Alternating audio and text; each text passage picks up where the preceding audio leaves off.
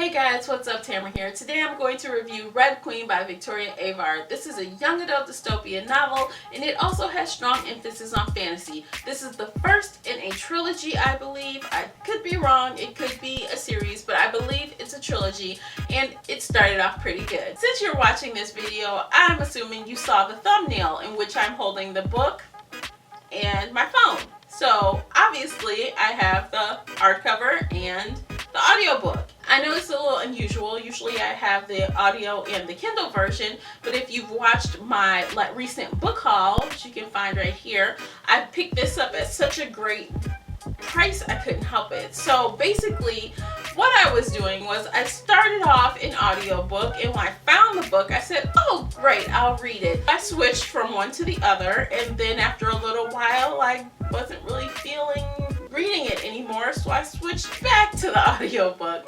So this is what I thought of it, you guys. First off, I liked the plot. I thought it was good for all intents and purposes. Right now I'm sort of feeling like if you read one young adult dystopian novel, you've read them all, but this one wasn't exactly like that. This was definitely a more lighthearted feeling read to me. While there were some lies and deceit and backstabbing going on throughout the book, I did feel overall not to take it as seriously as some of the other young adult dystopian novels. And I don't mean that to say that this is childlike by any means, because it's not. But to me personally, it had a lighter vibe to it, a younger feel to it than the other dystopian novels I've read recently. If you aren't aware, this book is about Mare, who is a red. As a red, Mare and her family are poverty stricken. They live in homes that are on stilts, and they all have rations for things like electricity and food, and Mare's a thief, and she earns for her family by stealing from others. And not only that, is a red in general, their community, they are the workers, they are the laborers, they support the silvers that are above them, and they are the first to go to war and the last to come back from war, and the whole nine. Speaking of war, at the beginning of this book, there is very clear that there's a war going on, and throughout the whole book there is a war going on, but I wish we had gotten more information about the war. Like, I feel like I'm not clear on why the war is going on, who the Reds are fighting, why they are fighting. There are gaps. I felt that there was information missing that I would have liked to have. Also, with the fact that there's red and silvers, obviously the Reds are kind of like the normal people, and the silvers have abilities, and they look a little different. They bleed silver instead of red blood, and they have these elemental type abilities. This actually reminds me a little bit of the Elemental Assassin series by Jennifer Estep. And but what I mean by that is not that the story is similar, but the fact that people can control the elements like fire and water and the earth and electricity, you know, all those type of things. That kind of reminded me of something else. But anyway, getting back to what I was saying, being that we have the regular reds and the superior silvers, I also missed the fact that we didn't get an understanding, even a snippet of how the silvers came to be. Why the silvers weren't the freaks. I mean, obviously the reds are the normal people and the silvers are the freaks of nature. I don't understand how that came about. I felt like that was missing. I would have loved to have some history on that. How the silvers rose to power, or if they were always in power, how the separation happened. I wish there was more background of that nature. But that is a part of why I feel like this plot is a little juvenile.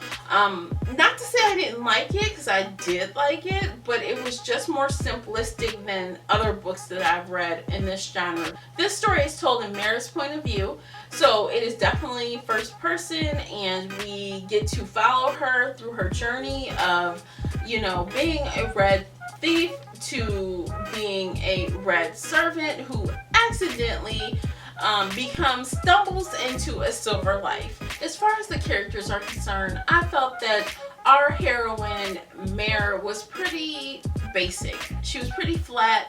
She didn't have much transformation as far as I'm concerned. She is a typical 17-year-old girl. While she's fighting for her life, trying to learn her abilities, trying to figure out what, of course she has time to stop and ponder which prince is kinder, which prince is nicer, which prince I think does she like better. It's kind of odd, you know. I feel like this story really has the romance or the triangle. Actually, it's more than a triangle. I feel that this story has the romance part on 10 versus the action. So other books, you know, the action might be here but the romance is down here. This is flipped. I feel like this is more a love story. This is more a story about Mare and Cal, or Mare and Maven, or Mare and her little friend from the sticks. Anyway, I say all that to say, you know, she's not that transformative. But the other characters, Cal, he is the older prince who is in line to become king. He's kind of like she is. Not as far as the romance part, but as far as not having a lot of transformation in his character. He's sort of the same at the end as he was in the beginning. But Maven, on the other hand, he is the second brother. I almost feel that Maven outshines the main character. He is very transformative. He has a lot of different facets to him. I mean, you think, okay, he's just a boy, you know, he's 17. Cal is 19, you know, he's definitely the younger brother, and you feel that he's the younger brother, and you feel like he might not have that much going for him. He's just a nice guy. But there is a lot of things going on behind the scenes with him, and I liked that. I feel like he added a little to the book. Without him, I think something would have been missing. The narrator is another person that's new to me, and her name is Amanda Dolan. I feel like Amanda did a great job narrating this. How Amanda sounded is how I think Mare would sound. You know, how she's thinking about things, how she has her inner monologue, how she interprets things. She really enriched the book and made it more enjoyable for me. And I say that because, you know, when I read the book, I really thought it felt young. I mean, really young. I'm reading it and I'm like, I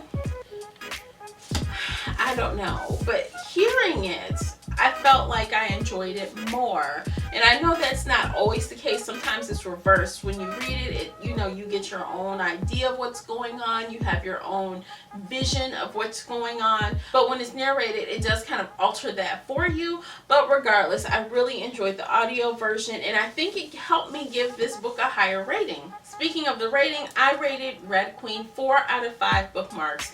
Again, this story is very simplistic. Take it for what it is. Don't go into it thinking about it too hard, and you'll enjoy it much better. I absolutely recommend the audiobook over the hardcover in this case. I feel that that is helping me, well, that helped me personally with the story. If you enjoy a light-hearted, fantastical kind of story, definitely this is for you. I am definitely going to continue on and find out what happens next with Mare and Cal and Maven and the Queen and all those other characters. I'm curious to see what happens to them, but I will be listening on audiobook. That's all I have to say about that. So did you read Red Queen or listen to it? If you did, please let me know what you thought about it. I'd love to hear what you have to say. Did you like it the way I did? Did you find it a little young like I did? Or did you not like it? I'd like to hear that as well. Please like, share, and subscribe. I appreciate all of that. And if you want even more young adult dystopia, click here and check out my review of Red Rising. Thanks so much, and I'll see you next time. And until then, happy reading. Bye, guys.